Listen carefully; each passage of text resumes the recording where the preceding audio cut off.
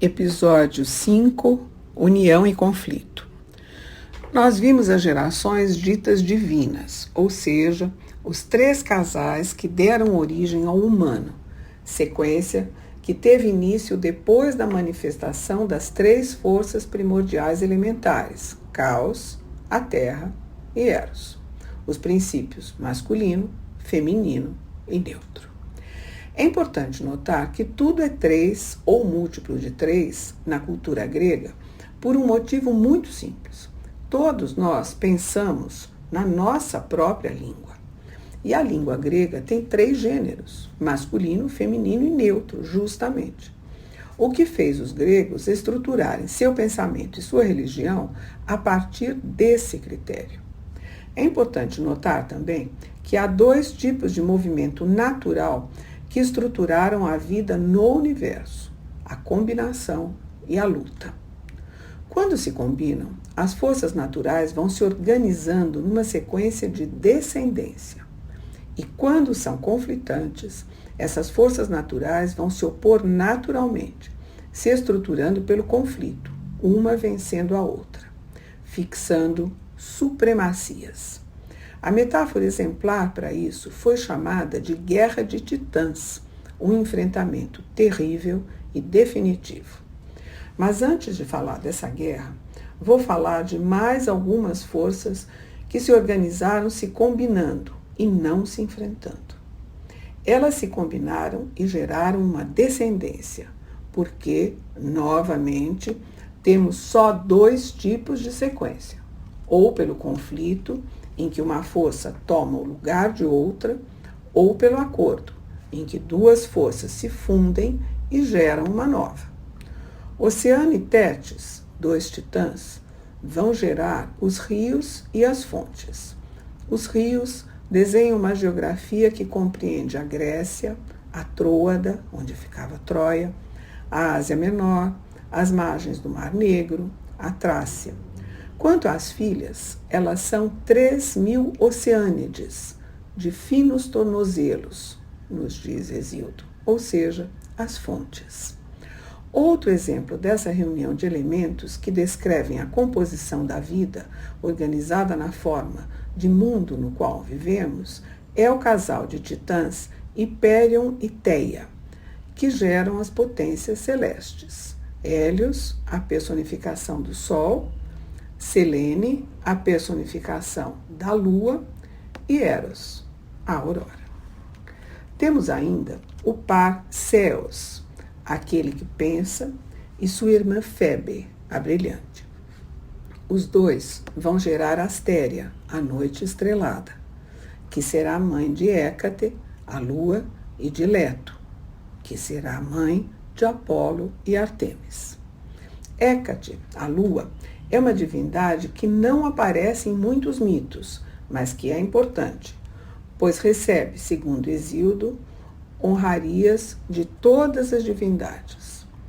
A Lua e o Sol são os únicos, aliás, a ter 2 figurações cada um. Eu explico. Hécate é a representação da Lua e Selene sua personificação, assim como Apolo é a representação do Sol e Hélios sua personificação. A representação é sempre mais importante, tem mais atributos. Hesíodo fala também de Jápeto ou Japeto, que tem 4 filhos, Atlas, Menócio, Prometeu e Epimeteu.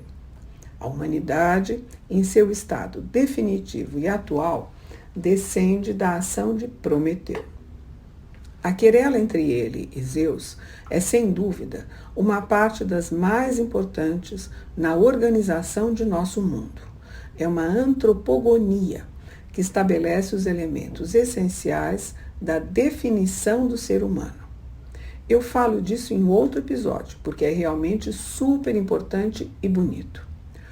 Outro par determinante para a sequência por descendência é o casal formado por Reia e Cronos, que serão os pais dos deuses olímpicos, Héstia, Deméter e Hera, Hades, Poseidon e Zeus.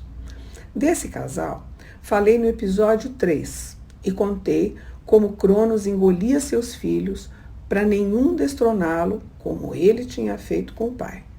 Contei também como Zeus, o caçula, escapa dessa voracidade e enfrenta o pai quando adulto.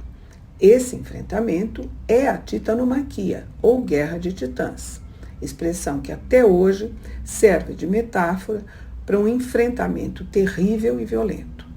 Mas além dos 3 casais divinos e sua prole, como dissemos no episódio 1, nos primeiros tempos de Gaia, ela gerou ainda os ciclopes e os hecatônqueros, além dos titãs, que se uniriam entre si e dariam origem ao humano, os titãs. Como vimos no episódio 3, os ciclopes têm um só olho e são Brontes, o trovão, Estéropes, o relâmpago, e Argeus, o raio. São eles que fabricam o tridente que dão a Poseidon, o elmo da invisibilidade que entregam a Hades e o feixe de raios que oferecem a Zeus, que se transformará, aliás, em sua arma predileta, pois é com ele que vence os titãs. Enquanto as primeiras divindades representavam somente forças naturais, estes já representam a força da visão, os ciclopes, são mais personalizados. Quanto aos hecatônqueros, a terceira leva de filhos da Terra, eles são gigantescos e monstruosos, com 100 braços, de onde seu nome, em grego, de uma força descomunal. Eles representam a capacidade de vencer pela força bruta. São 3, Coto, Briareu e Giges, o que significa, respectivamente, o feito de terra dura, o forte, o temível.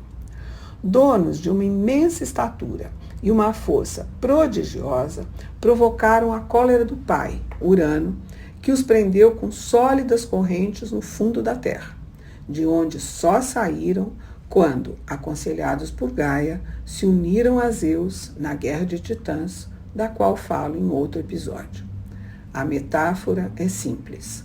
Eles são seres enormes, fortes, e quando lutam, tem-se a impressão de que 100 braços brotaram de seus ombros, como diz o texto de Hesíodo. Nós veremos a seguir como eles ajudam na Guerra de Titãs.